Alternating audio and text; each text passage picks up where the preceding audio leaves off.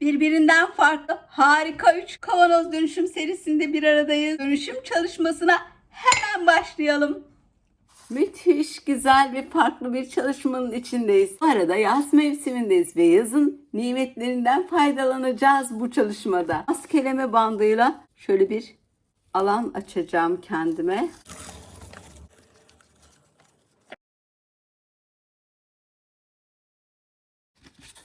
Beyaz tutkal. Çok az kum ve deniz kenarından getirdiğim, yıkayıp kuruttuğum deniz kabukları. Hemen başlıyorum. Tutkalı yüzeye yerleştirdim.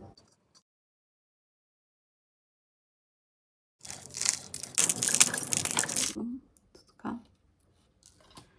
Kumu böyle yerleştiriyorum. Şöyle göstereyim. Hemen şimdi onlardan faydalanacağım. Kenarlara biraz yapışkan alıyorum. Hem bütçeye katkı ve hem de atıl kapasiteli bir kavanoz. Çok az kum ve deniz kabukları. Sahilde yürürken rastladığım deniz kabukları bunlar.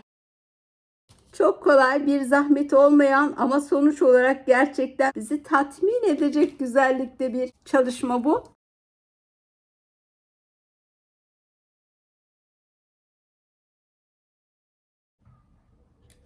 Çalışmanın içindeyken daha çok güzel bir görüntü verdi bu kavanoz. Dönüşüm serisindeyiz. Hulyay Kreatif Dayı Dekor kanalındayız. Kağıt bantları çıkarıyorum. Şöyle göstereyim, çok güzel oldu. Mat vernik uygulayacağım. Hemen peşine bir uygulama daha yapacağım. 15 santim yukarıdan.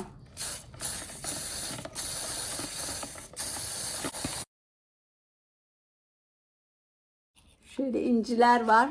Buradan incilerden çıkaracağım. İncileri çıkardım. Az bir çabayla birbirinden farklı çok güzel dönüşümler yaptık ve çok düşük maliyetle küçük dokunuşlar büyük farklar yaratır. Kısmında şöyle J-tip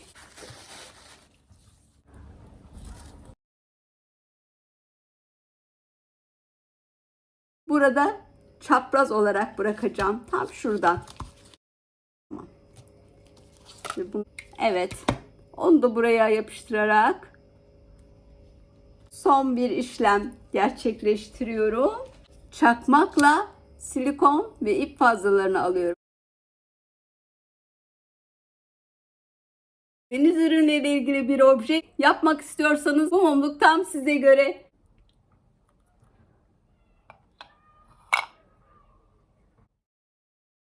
Cam kavanoz aldım. Islak mendil yardımıyla temizliyorum hemen. Ve küçük bir plastik bardağın içine biraz su aldım. Şu hizada siyah akrilik boya.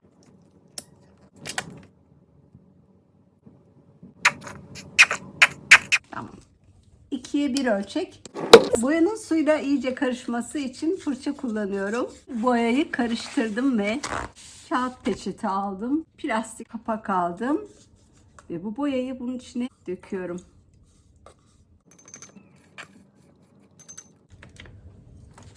Boyayı yavaş yavaş çevirerek eşit şekilde yayılmasını sağlıyorum.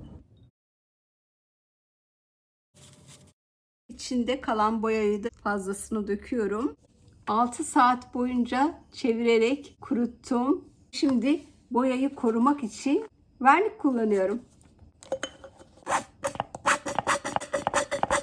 Fırça yardımıyla verniği şöyle hemen iç kısmına yerleştiriyorum. Kurumaya bırakıyorum. Çok güzel kurudu. İç kısmını da göstereyim. Şimdi hemen farklı bir uygulama yapacağım bunun üzerine. Akrilik turuncu ve yine akrilik bondi mavi. Çok az su aldım kabıma. İyice suyla karıştırıyorum ve diğer tarafta da biraz alıyorum. Onu da hemen bu tarafta biraz suyla sulandırıyorum. Yaprak baskısı uygulayacağım. Mavi sürüyorum. Kenarlara turuncu.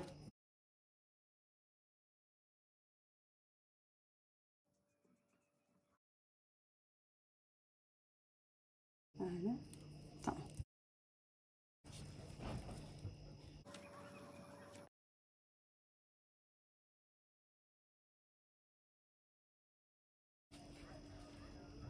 Evet. Çekiyorum.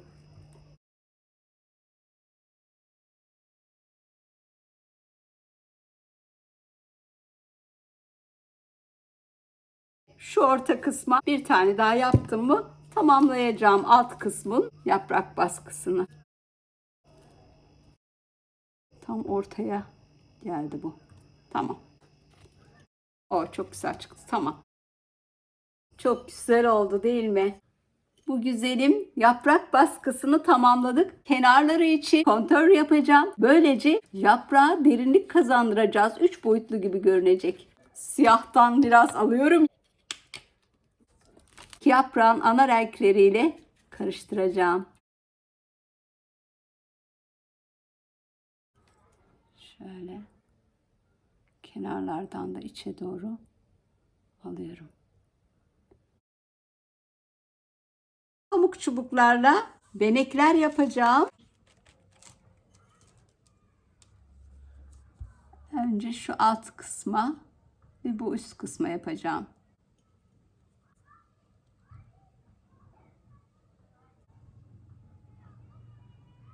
Şöyle göstereyim. Sevimli puantiyeler yaptık. Aynısını üst kısım için de yapacağım. Onları şu sıraya yapıyorum. Tamam. Mavi. Puantiyeleri yaptım. Hemen çok şık bir dokunuş daha yapıyorum. Şu halini bir göstereyim. Yakından istedim sizlere. Doğal rafyaları sever misiniz? Çok hoş bir dokusu vardır değil mi? Silikon yapıştırıcı sıcağı sıcağına hemen uygulayınca daha iyi verim alınıyor. Oldu.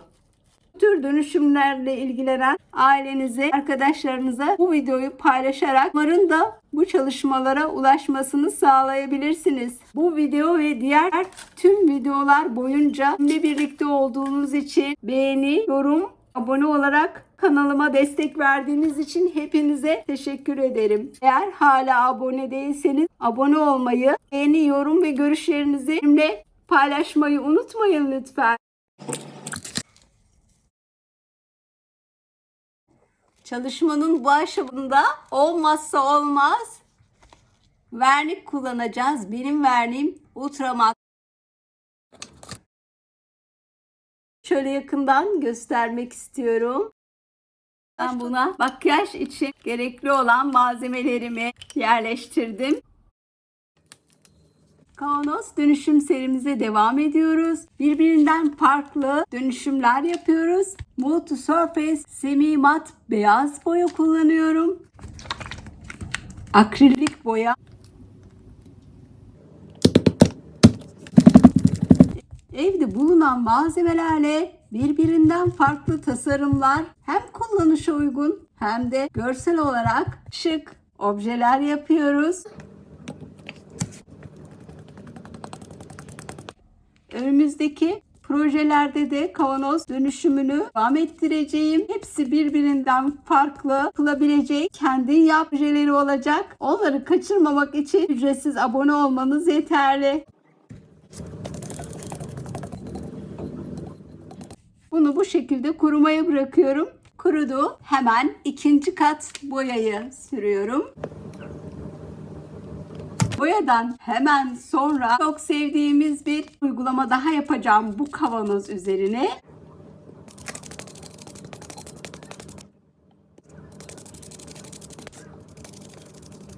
Bunu kurumaya bırakıyorum. Atmıyoruz, dönüştürüyoruz. Eski kavanoz kapağı paslanmış, atmadım. Şimdi onu burada değerlendireceğim. Kavanoz kururken kapağı da aynı şekilde boyama işlemine başlıyorum. İkinci katta kurudu. Üçüncü kat boyayı sürüyorum. Yepyeni tasarımlar oluşturuyoruz. Kavanoz kururken kavanoz kapağında ikinci kat boyasını sürüyorum. Ve kavanozun kapağının 3. kat boyasını da atıyorum.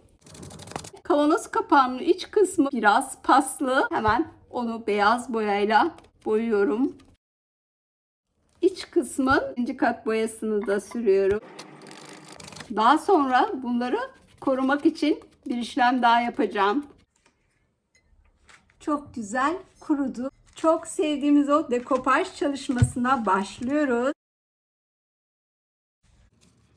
Elimde çok güzel bir peçete var, şöyle desenleri olan. Burada kuş ve güller. Onu uygulayacağım.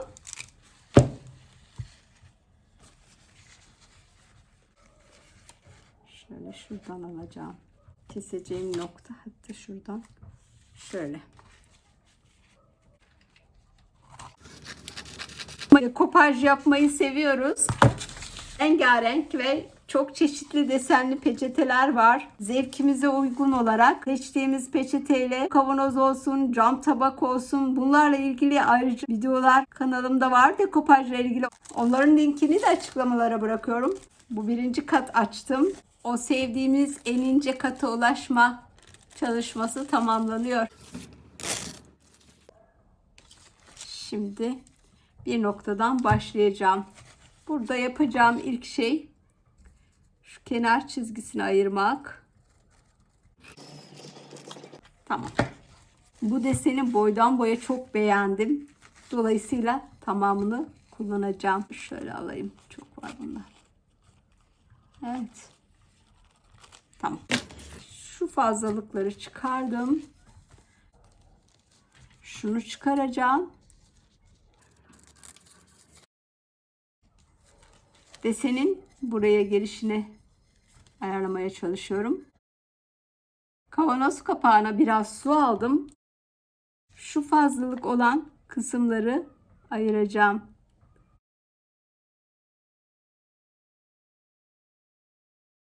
Böylece daha profesyonel bir görüntü sağlayacağız dekopaj işleminde. Kağıt fazlalarını alıyorum.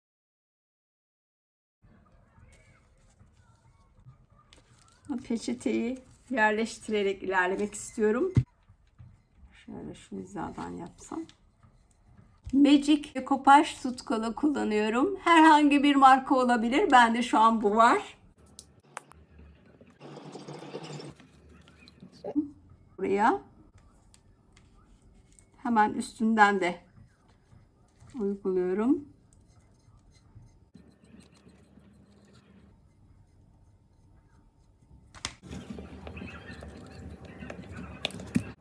Bir naylon parçası alıyorum. Kopaj yaptığım kısmın üzerine örtüyorum. Elime peçete alıyorum.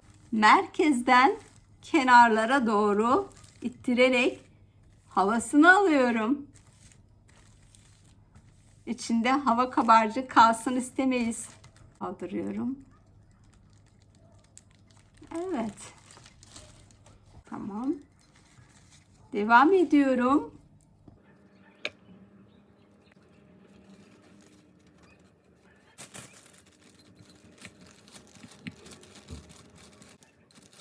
Dekopajın zamansız olduğunu düşünüyorum. Şöyle göstereyim. Dekopaj işlemini bu kavanoz için tamamladım. Kapağımız vardı. Bu kapakta da bu güzel desenden faydalanmak istiyorum. Dekopaja uygun hale getiriyorum. Bu arada katlarına ayrıldı bile.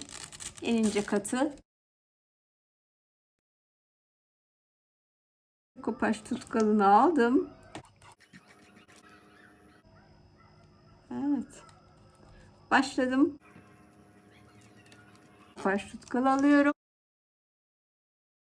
Bakın sevgili arkadaşlarım, sanki kavanoz kapağının üzerindeymiş gibi, sonradan yapılmış gibi değil. Dekopajın güzel tarafı bu. En çok sevdiğim bölümü bu. Tabii bunu burada bitirmiyorum. Şu kenarlara da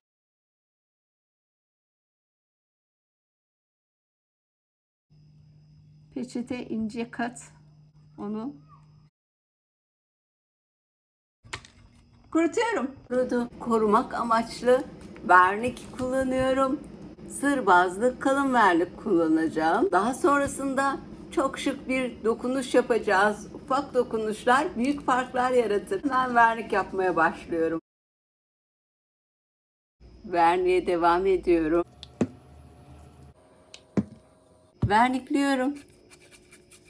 Kurusun. Farklı bir işleme geçeceğim. Vernik kurudu.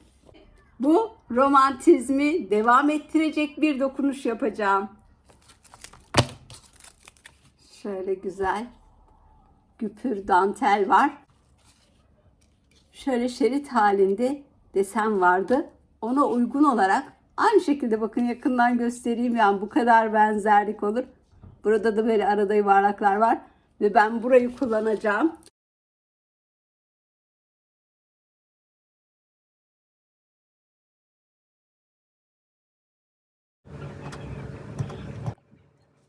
Tam uyumlu.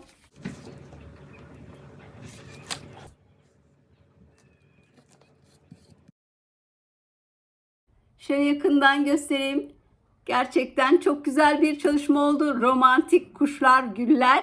Dilerseniz bunu dekoratif olarak kullanabilirsiniz. Ben bunu mutfakta bitki çaylarımı içine yerleştirmek için, çünkü iç kısmı gıdaya uygun, hiçbir işlem yapmadım.